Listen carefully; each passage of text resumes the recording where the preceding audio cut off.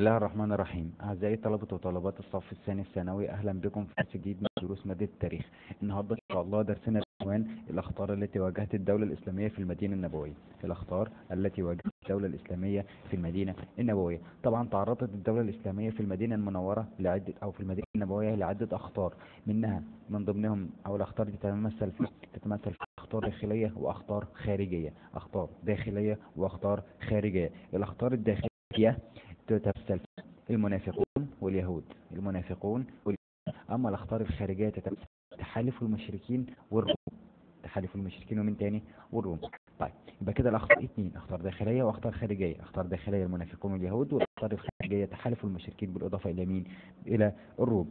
نتعرف على أول الأخطار التي واجهت الدولة الإسلامية في المدينة، وطبعا المنافقون. قال ان المنافقون تزعم ظاهرة النفاق في المدينة هو شخص يدعى عبد الله بن أبي بن سلول. عبد الله بن أبي بن سلول، وهو أحد زعماء الخزرج. كان مشركا ثم دخل الإسلام بعد غزوة بدر. في سؤال مهم: بما تفسر دخول عبد الله بن أبي بن سلول الإسلام؟ بما تفسر دخول عبد الله بن أبي بن سلول الإسلام؟ طبعا بسبب ضعف مكانتهم وخوفهم من فقدها. ضعف مكانتهم وخوفهم ايه؟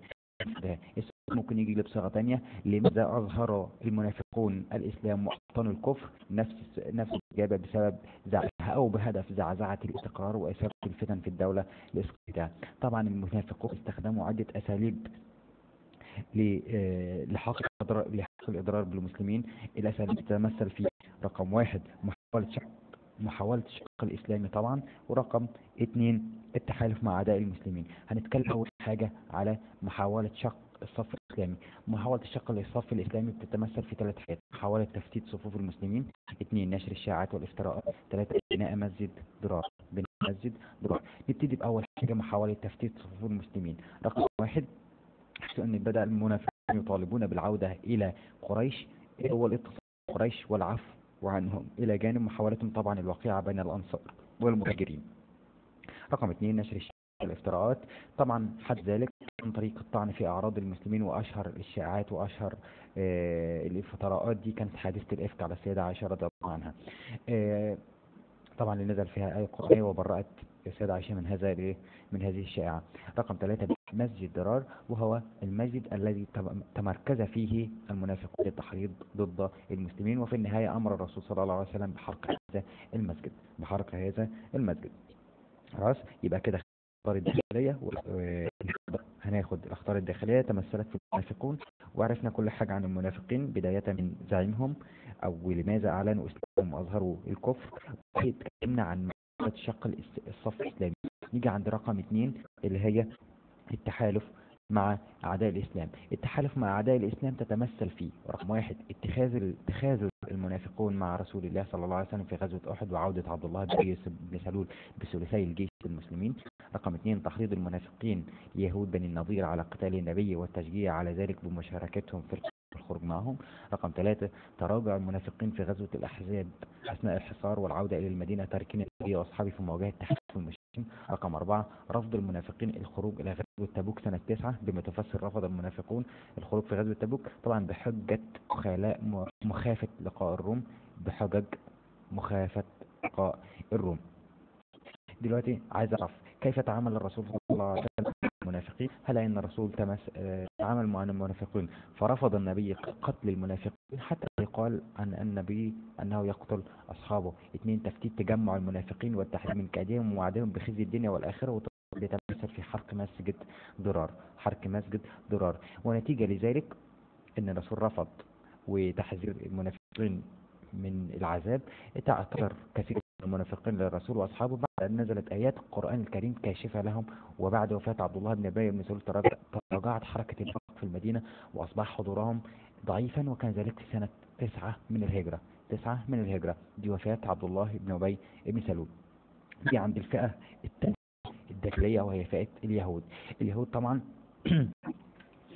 آه، بالنسبة لليهود طبعا كان في دستور أو صحيفة المدينة التي الرسول صلى الله عليه وسلم ليضمن حياة كريمة لليهود وغيرهم في المدينة. لكن في سؤال مهم: هل التزم بهذا الدستور؟ بالطبع لم يلتزم اليهود الموظف في دستور المدينة، واتبعوا بعض الأساليب التي تقضي على الإسلام. أبرز الأساليب دي: رقم واحد تشويه صورة النبي والإسلام. اثنين التحالف مع المشركين ضد الدولة.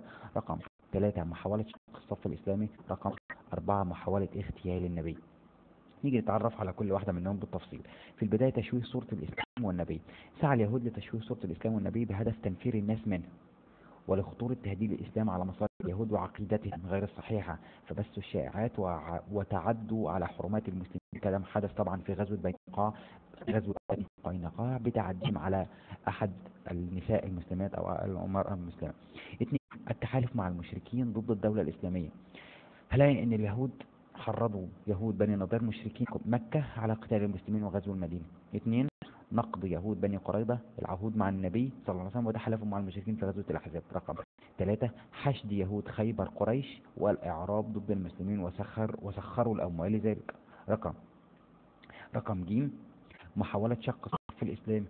وظهر ذلك عن طريق تحرك اليهود لمحاولة شق الصف الإسلامي وتقطيع أواصر المحبة بين المسلمين وإثارة العصبية القبلية، وقد ظهر ذلك طبعا في محاولة الوقيعة بين الأوس والخزرج.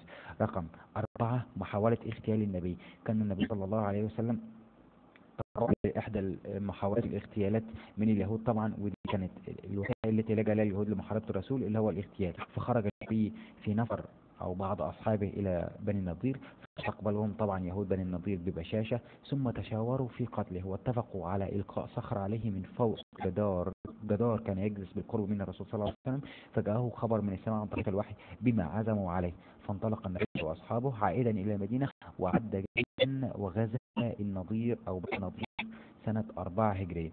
في محاولة كمان اللي هي محاولة دس السم للرسول صلى الله عليه وسلم في شاه كان يأكلها منها، لكن سبحان الله الشاه تكلمت وأخبرت الرسول صلى الله عليه وسلم بأنها مسمومة. الرسول صلى الله عليه وسلم حافظ على السلم المجتمعي في المدينة المنورة. ففي قصة عندنا بتقول إن مرة شخص يدعى شاس بن قيس أحد شيوخ اليهود بأصحاب النبي من الأوس والخزرج، فوجدهم متحابين، فأمر فتى يهودي أن يجلس معه وذكرهم بيوم بعاث اللي هو يوم قتال الخزرج، كانت حرب ما بين الأوس والخزرج. فحدثت فتنة بينهما، فرفعوا السلاح لقتال بعضهم. فبلغ الرسول صلى الله عليه وسلم فخرج إليه فقال: يا معشر المسلمين، الله أبدعوني بدعوى الجاهلية وأنا بين بدعوى الجاهلية وأنا بين أظهركم بعد أن هداكم الله. فبكى الصحابة وعناق رجال الأوس والخزرج بعضهم لبعض. طيب، ما هي كيف واجه النبي صلى الله عليه وسلم اليهود؟ في البداية قام النبي بطرد اليهود بني قينقاع وبني النضير من المدينة، وقتل رجال يهود بني قريظة لغدرهم وخيانتهم وتحالفهم مع المشركين. سؤال مهم هنا: لماذا قتل الرسول صلى الله عليه وسلم يهود بني قريظة؟ طبعا لإجابة لغدرهم وتحالفهم مع المشركين في غزوة الأحزاب وهزمهم في غزوة خيبر. انتهى وجودهم في شبه الجزيرة العربية في عهد الخليفة عمر بن الخطاب رضي الله عنه. طيب، عايز اتعرف على مواجهة الرسول يهود بني قينقاع سنة 2 هجرية. قامت غزوة بني قينقاع بعد غزوة بدر في السنة الثانية من الهجرة. ما هي أسباب غزوة بني قينقاع؟ رقم واحد إظهار عداوة يهود بني قينقاع للمسلمين حيث لم يوفوا بالتزاماتهم كما حددتها الصحيفة. التقى النبي باليهود في سوق بني قينقاع وحذرهم من مصير قريش، لكنهم تحدوا وقالوا: إنك لو قاتلتنا لعرفت أن نحن الناس وأنك تبقى مثلنا. طيب، السبب المباشر للغزوة طبعا عن طريق كانت امرأة مسلمة تبيع وتشتري في سوق بني قينقاع، فجلست تبيع عند صائغ يهودي فراودها لكشف وجهها فأبت السيدة المسلمة، فعمد اليهودي إلى طرف ثوبها فعقده إلى ظهرها دون أن تعرف. فلما قامت السيدة انكشفت سوى وجهها فضحك اليهود عليها فصاحت، فوثب أحد المسلمين على اليهودي فقتله، فاجتمع اليهود على المسلم فقتلوه. دي أسباب الغزوة، أسباب بني قينقاع. طب نتعرف على أساس الغزوة. نقض صبر الرسول من بني قينقاع فخرج لقاتلهم، وجعل لواء القيادة في يد حمزة بن عبد المطلب اللي هو عم الرسول. فلما عاد اليهود بقلوب النبي تحصنوا في حصونهم فحصرهم النبي 15 يوما ومنع عنهم كل مدد، وأنزل الله في قلوبهم الرعب والخوف فيأسوا من المقاومة فاضطروا في النهاية للاستسليم. هنفهم موجودة خريطة بتبين لنا يهود بني قينقاع واللي بالاسود دوت اللي هو جنود المسلمين كيف حاصروا اليهود. خلاص. طيب، نتائج الغزوة، النتائج المترتبة على غزوة بني قينقاع. طيب، الرسول أمر بتوثيقهم يعني ضربتهم وتفريقهم، وكانوا 700 رجل. ودخل رأس المنافقين عبد الله بن أبي بن سلول وطلب من النبي العفو عنهم، وألح عليه أكثر من مرة أن يحسن في حفائه من اليهود. وتحت إصرار رأس المنافقين عفى النبي عنهم طبعا وجلاهم من المدينة، فخرجوا إلى الشام، وبذلك تخلص المسلمين من غدر من غدر وخسة اليهود. خلاص، يبقى كده النهارده ان شاء الله نكون اتكلمنا عن الاخبار الداخليه التي في الدوله الاسلاميه، سواء من منافقين وسواء من يهود، وعرفنا موقف الرسول صلى الله عليه وسلم من كل من المنافقين واليهود، وتعرفنا على ابرز المعارك، او ابرز المعارك التي حدثت ما بين الرسول صلى الله عليه وسلم او بين المسلمين وبين اليهود، اللي هي تتمثل طبعا في ابرز معركه بني قنقاع. عرفنا اسباب وأحداثها ونتائجها. أتمنى إن شاء الله أن تكونوا استفدتوا من حصة النهاردة، على أمل إن احنا نكمل مع بعض إن شاء الله الجزء الثاني من القصة. وفي النهاية أشكركم لحسن استماعكم، وشكرا جدا.